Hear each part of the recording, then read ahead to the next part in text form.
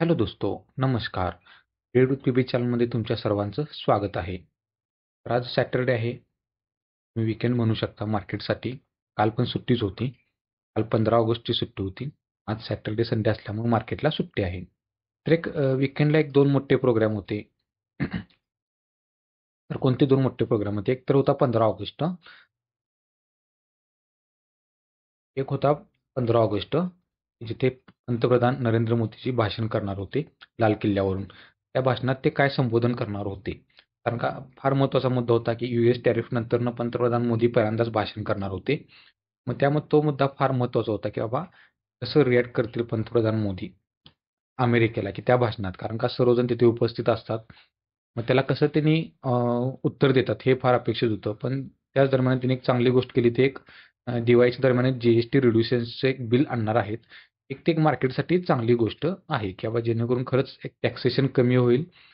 एक म्हणजे चांगलीच गोष्ट आहे की लोकांच्या हातात पैसा राहील राहील आणि कंझ्युमर ड्युरेबलसाठी किंवा रुरल कन्झम्पशनसाठी एक चांगला पैसा लोकांच्या हातात राहील. चांगली इनिशिएटिव्ह आहे. हे जर सँक्शन जर असेच राहिले टॅरिफचं, तर इंडियाला कुठे ना कुठे स्वतःच्या ह्याच्यासाठी टॅक्सेशनमध्ये अजून थोडाफार बदल करावा लागेल की जेणेकरून स्वतःमध्ये एक रुरल डिमांड वाढू शकते. हा झाला पहिला पॉईंट. तर दुसरी महत्त्वाची गोष्ट होती ती म्हणजे US Russia summit, Alaska summit होती. अलास्कामध्ये हा भाग आधी रशियामध्येच होता, जो त्यांनी अमेरिकेला दिलेला आहे. तर तिथेच मीटिंग होती. तर मीटिंग कशाबद्दल होती? तर एक US रशिया यांच्यामध्ये एक सीज फायर म्हणू शकता तुम्ही. एक ते सीज फायरसाठी एक म्हणजे युक्रेन आणि रशियामध्ये जे वॉर चालू आहे, तर त्याच्यामध्ये कुठेतरी सीज फायर व्हावे यासाठी एक ती मीटिंग होती. पण ते मला पण असं अपेक्षित होतं की एका मीटिंगमध्ये हे सीज फायर होणं शक्यच नाही. कारण रशियासारखा एवढा मोठा देश आहे किंवा महाशक्ती देश आहे की एका मीटिंगमध्ये किंवा एका ह्याच्यातच तो काही सीज फायर करेल. जिथे कोणीही जे जे नेशन्स इन्व्हॉल्व आहेत जसे की नाटो म्हणा किंवा मेन युक्रेन जिथे इन्व्हॉल्ड आहे वॉरमध्ये, तो देश कुठेही तिथे उपलब्ध नव्हता किंवा नाटोचे कुठेही त्यांना गृहीत धरलं नव्हतं आणि युक्रेन तर तिथे मीटिंगला उपस्थितच नव्हता. तर एक मला अपेक्षितच होतं की बाबा की एका मीटिंगमध्ये हे काही होणारच नाही सीज फायर वगैरे. आणि ते काय म्हणजे एक मल्टिपल फेजमध्ये मीटिंग होणार याच्या किंवा ह्या मीटिंगमध्ये हे होईल, पुढच्या मीटिंगमध्ये ते होईल, की एकाच मीटिंगमध्ये सर्वजण ॲग्री होतील एका मीटिंगमध्ये असं होत नाही. डिस्कशन करणार, त्याच्यावरती विचार करणार, कोणते डील्स त्यांना वाटतात की बाबा हे आपल्यासाठी सोयीचे आहे, तर तिथे त्यांनी परत ते डील सँक्शन वगैरे करणार. पण तिथे महत्त्वाचं कोण होतं की बाबा युक्रेन तिथं असणं फार महत्त्वाचं होतं, पण जे की ते अवेलेबल नव्हतं तिथे, म्हणजे आलेलंच नव्हतं. मग त्यामध्ये थोडंफार नंतर त्यांनी डिस्कशन केले की सर्व मीटिंगचे पॉईंट काही बाहेर आलेले नाहीत अजून. काय झाले, काय नाही. पण ओव्हरऑल असं म्हणतात की एक रशियासाठी एक डिप्लोमॅटिक विन आहे. कारण का? तर ट्रम्प यांना सीज फायर रोखता आलेलं नाही यासाठी की ते क्या रशियासाठी एक डिप्लोमॅटिक विन म्हणतात ते. कारण हे जर सीज फायर जर थांबवलं असतं तर एक US साठी किंवा युक्रेनसाठी एक विजय होता तो. पण ते काय सीज फायर रशियानं केलेलं नाही. ह्याच्यावरती विरुद्धच काय की बाबा ज्या इथं मीटिंग चालू होती अलास्कामध्ये, तर तिकडे वॉर तिकडे कंटिन्यू चालूच होतं. बमबारी चालूच होती. हे काय मी नाही सांगत, हे एक लाईव्ह डेटा मी पाहिलेला होता, की बाबा युक्रेन रशियाच्या वॉरचा जिथे मीटिंग चालू होती रात्री 12:30 वाजता मीटिंग एक्झॅक्ट टाईम नाही पण चालू होती. आणि इंडियन मार्केटसाठी फार महत्त्वाची गोष्ट होती, की बघा ह्या गोष्टीवरती सगळ्यात जास्त लक्ष कोणाचं होतं ह्या मीटिंगवरती. तर एक दोन देश होते. एक होता चायना आणि एक होता इंडिया. त्यातल्या त्यात सर्वात जास्त लक्ष कुठल्या देशाचं होतं ते होतं इंडिया. कारण का? तर USने काय केलं होतं, की इंडिया हा रशियाकडून इम्पोर्ट करतो. काय करतो? ऑइल इम्पोर्ट करतो भरपूर. म्हणून काय केलं ट्रम्प हे चिडले आणि त्यांनी काय केलं 25% एक्स्ट्रा टॅरिफ त्याच्यावरती लावला. त्यामुळे काय होतं इंडियासारख्या देशाचं लक्ष ह्या मीटिंगवरती फार होतं. जे कोण ट्रेडर, इन्व्हेस्टर होते, तर यांचं तर लक्ष फारच त्या गोष्टीवरती होतं. पण एक पॉझिटिव्ह म्हणू शकतो आपण की बाबा असा कोणताही निगेटिव्ह किंवा एक चांगली बॉडी लँग्वेज दोघांकडून पण पाहायला मिळाली, की यात कोणतंही चुकीचं म्हणजे निगेटिव्ह पॉईंट पाहायला मिळाला नाही, की होतंच आहे की एक असा मोठा एखादा देश, दोन देश इन्व्हॉल्व ज्यावेळी होतात, तर ते एकाच मीटिंगमध्ये किंवा एकाच फेजमध्ये सर्व गोष्टीला मान्य होतील, तयार होतील असे नाही. कारण दोघांना पण प्रत्येक देशाचा विचार करावा लागतो, त्यांच्या ट्रेड डील्सचा विचार करावा लागतो. येणाऱ्या काही त्यांचे हे आहेत, युनियन्स आहेत, तर त्यांचा विचार करावा लागतो. तर ह्याच गोष्टीचा विचार करून पुढचं पाऊल घेण्यात येतं. पण ते लगेच एका मीटिंगमध्ये शक्य होते असं होत नाही. तर आपण एक काय-काय पॉईंट झाले ते आपण इथे पाहूया. तर समिटवर 15 ऑगस्टला मीटिंग होती, जी की काल म्हणजे आज रात्री 12:30-1च्या दरम्यान ती इंडियन टायमिंगनुसार पार पडलेली आहे, जिथे अलास्का होते. कोण कोण तिथे मीटिंगला हजर होते? US प्रेसिडेंट डोनाल्ड ट्रम्प आणि रशियन प्रेसिडेंट व्लादिमीर पुतिन आणि सिनियर रशियन डिप्लोमॅट्स हे कोणते उपलब्ध होते. तर हायलाइट्स काय होते की ह्यांची बाबा की म्हणजे हायलाइट्स आणि मध्ये त्यांचं काय काय झालं की बाबा रेड कार्पेट त्यांचं वेलकम झालं, शेअर्ड राईड विथ प्रेसिडेन्शियल ल्युमिनियस आणि खास बात म्हणजे ट्रम्प यांनी खास करून B-2 बॉम्बर शेलची फ्लायओव्हर करून दाखवला त्यांनी तिथे. तेव्हा फ्लायओव्हर त्यांचे B-2 बॉम्बर आहेत ते रेड कार्पेटवरून जाताना ते दोघंजण ते B-2 बॉम्बर फ्लाय करून गेलेत. आता हे काय संकेत देणार होते हे त्यांनाच माहीत आहे. कशाबद्दल संकेत होतं ते. त्यानंतर आउटकम नो कॉन्क्रीट डील्स ज्या पद्धतीने अपेक्षा होतीच किंवा कारण का युक्रेन सरकार तिथे इन्व्हॉल्वच नव्हता. मग आता डेफिनेटली युक्रेनला कोण सपोर्ट करते तर US सपोर्ट करते. US त्यांच्याकडून मग एक मोठा देश म्हणून तिथे पुढाकार होता की सीज फायरच्या डीलसाठी. पण कितीतरी लहान देश आणि कोण जरी मोठा देश असला तर ज्या देशाबद्दल तुमची मीटिंग चालू आहे, ज्या देशाबद्दल तुमचं सीज फायर करायचं आहे, तर ते दोन्ही देश तिथे उपलब्ध असणं गरजेचं होतं, जे की नव्हतं. त्यामुळे आउटकम असा काही स्ट्रॉंग आउटकम काही येणारच नव्हता. मग त्यामुळे काय no ceasefire in Ukraine wall public statement remained vague Trump emphasis no deal until there is the deal म्हणजे कोणतेही डील झालेलं नाही म्हणजे त्यांनी सांगितलेलं आहे आणि फर्दरच एक्सप्रेशन काय होतं ते पण पाहण्याची गरजेचं आहे. रिॲक्शन अँड इम्प्लिकेशन्स काय काय झालं बघा. Trump from a summit as a product through the inclusive Russian officers held it is a diplomatic win for diplomatic victory for Moscow. हे मगाशी मी वाचलेलं होतं मग ते तुम्हाला सांगितलं की बाबा ते सीज फायर झाले नाही आणि काही गोष्टी जे आहेत ते US प्रेसिडेंट ट्रम्प जे काय म्हणणार होते तर ते त्या पद्धतीने काही ते बोलू शकले नाहीत मीटिंगमध्ये उघडमध्ये. ते काय झालं मग ॲज अ डिप्लोमॅटिक विनच झाली मॉस्कोसाठी म्हणजे कोणासाठी रशियासाठी.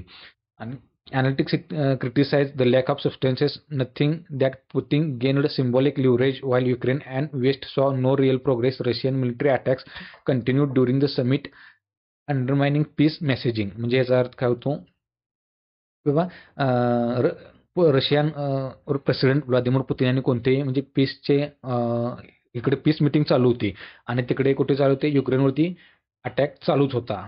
इकडे पीस मीटिंग करत आहेत आणि तिकडे वॉर चालूच होतं. हे खरीच गोष्ट आहे. तिकडे वॉर चालूच होते, इकडे पीस मीटिंग चालू होते, चालूच आहे तरी.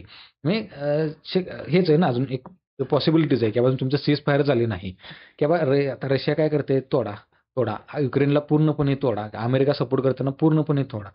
कितीपर्यंत त्यांचं हे करते ते पूर्णपणे तोडा म्हणजे त्यांचं एक हेच आहे पूर्णपणे डिवाइड ओन्ली डिवाइड म्हणजे पूर्ण तोडून नष्टच करून टाका. तेव्हा का तिसरी जर एखादी कोणती महाशक्ती जर पूर्णपणे सपोर्टला आली तर त्याचं फार मोठं विध्वंसक होऊ शकतं जे की तिसरा महायुद्धाला पण तोंड देऊ शकतं. पण ते पुतिनला पण माहिती आहे की ते असं कोण डायरेक्टली इन्व्हॉल्व कोण होणार नाही आणि ह्याचा शांततेनंच मार्ग शेवटी निघणार आहे.